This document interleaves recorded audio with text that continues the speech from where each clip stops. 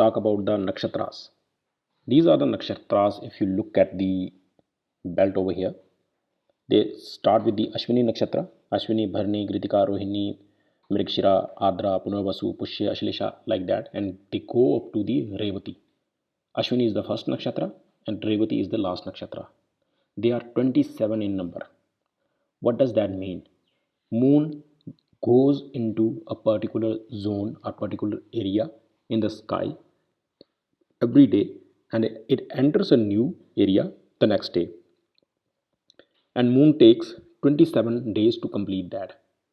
Every day the portion that moon spends in is a nakshatra.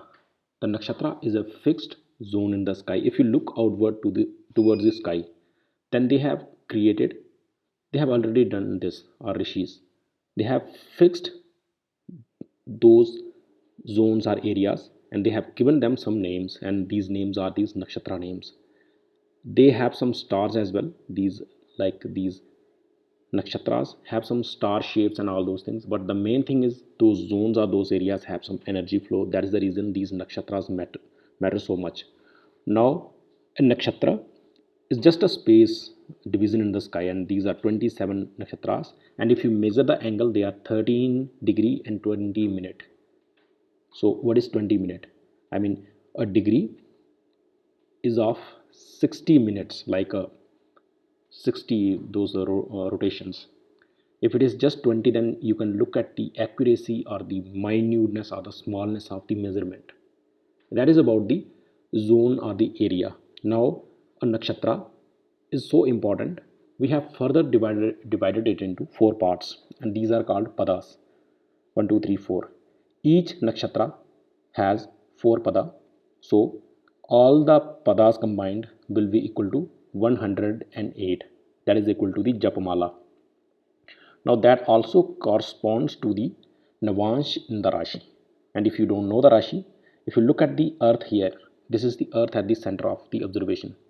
We consider earth to be the center in the jyotisha because we are sitting here, so this is the observation center. Now the sky around us, just like its division into the nakshatras, is divided into 12 equal parts as well, and they are called rashis. And why are they 12? Because sun or surya takes 12 months to complete that circle.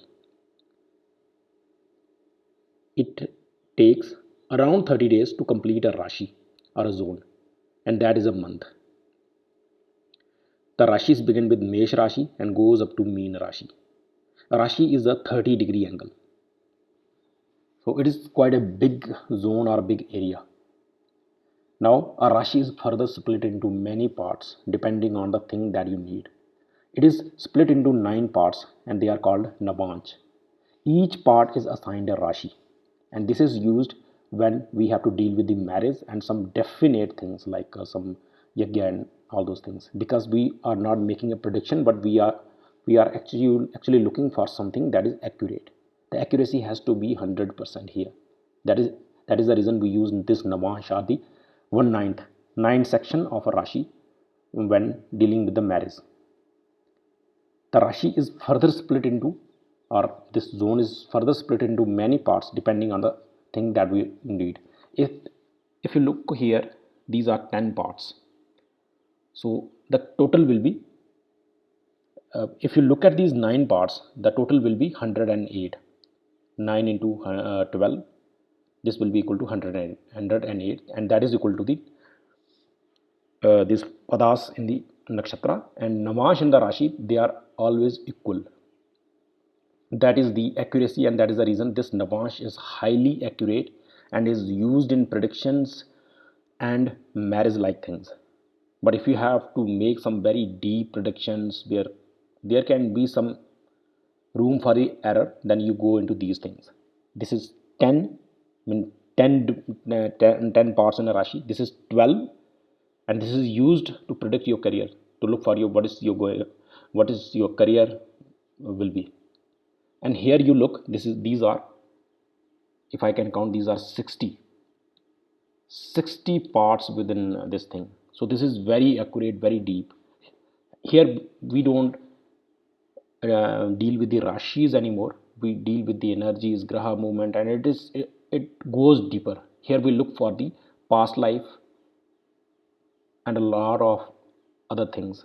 Suppose two twins are born same time, same nakshatra, same rashi, and everything is same, then we use these charts, because here the difference will be in seconds, and even we can take it to the depth of 320, even 720 sections are used. That is very deep, very accurate. It's like looking at the atomic scale. So the depth of the jyotisha is very deep.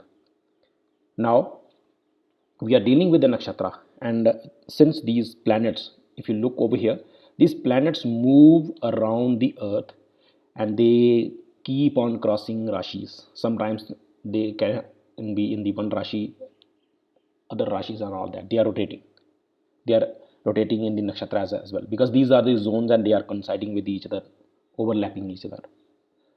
Now about the rashis, we have done, like these are the inner kind of rashis assigned to the Navansh, or the 9 parts. Let's move outward and look at the nakshatra, because that is the thing we are dealing with. Okay, so we know the names. There are 27 nakshatras. They have a ruling planet or a ruling graha, or swami graha swami. That graha, there are 7 grahas, or the planets, and there are 2 shaya grahas, the Rahu and Ketu. So there are 9 grahas in total. Every nakshatra and every rashi, they have a swami, graha swami. If you look at the Revati nakshatra, the swami is Buddha. The Buddha graha will have its impact on this nakshatra and on to any jataka or any person born in this nakshatra. So how do we find out what is a nakshatra, or what nakshatra right now is going on? We look at the position of the moon. We look at the degree. Right now, if we can look, the moon over here is in the Ashwini nakshatra. Now nakshatra has a grahaswami. Then they have a deity or the devata assigned with them. These devatas will have their blessings, their energies in this zone of the sky. When we look for the naming of a child, when we have to name a child, we look at the padas of the nakshatra, and they have been assigned some bij aksharas, or the syllables to name. If someone is born in the Rohini nakshatra, we look at the pada, what pada that jataka, that person was born. If that is born on the 4th pada, then we have to name with that syllable, and it goes on. There are so many. Now there are 9 sections over here. There are 3 types of nadis. These nadis are looked at when we have to make a match for the marriage, and these are 3. Let me tell you, they are Adhya Nadi, Madhya Nadi, and Antaya Nadi. They are Bath, Pit, Kaf. When making a match, you have to look for the type of nadi. The same type nadi is not a match. It has to be different. If it is same type nadi, the girl and boy both have same type of nadi, then it is a nadi dosh that has to be corrected with the help of some japas and pujas and yakyas. Now it goes further.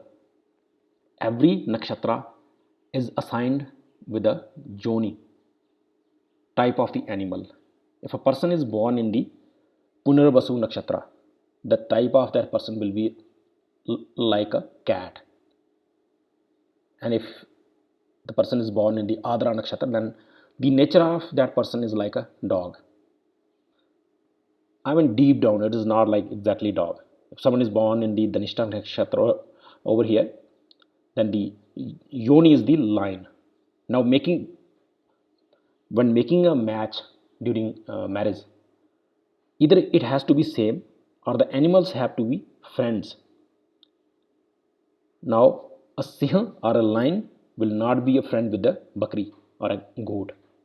They are enemies, so the match will be wrong. Now if we go further outward, after the yoni we have the Gana. What nature that person will have? Is that nature Deva or like the goddess, the gods type nature, Manushya or human nature, or the Rakshasa demon nature? While making a match, all the combinations will work. Deva with the Deva, Manushya with the Deva, all these will work. Manushya with the Rakshasa, but the combination of a Deva with the Rakshas will be bad, and it is to be avoided while making a match. After this, we have the Varna. There are four Varnas. What kind of person the nature that person has, and ignore the spellings because of the software problem. Now there are Brahmana, Vaishya, Kshatriya, and Shudra.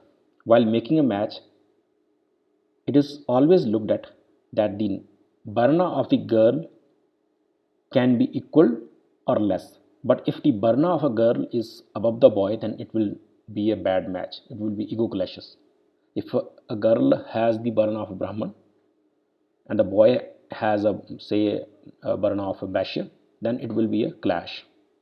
Now these are the nature of the nakshatras. If a person is born in this nakshatra, any particular nakshatra, then what kind of nature that person will have? Suppose you look at this nakshatra, Dhanistha. The nature of that person will be like a Madhyam. No. It's Samriddhi, prospering. That person will always look for prosperity, will always try to gain more. That is the kind of nature that person will have. Now, if you go outward, these are the types of these nakshatras. Some nakshatras have like two, three types, and one some have like one kind of.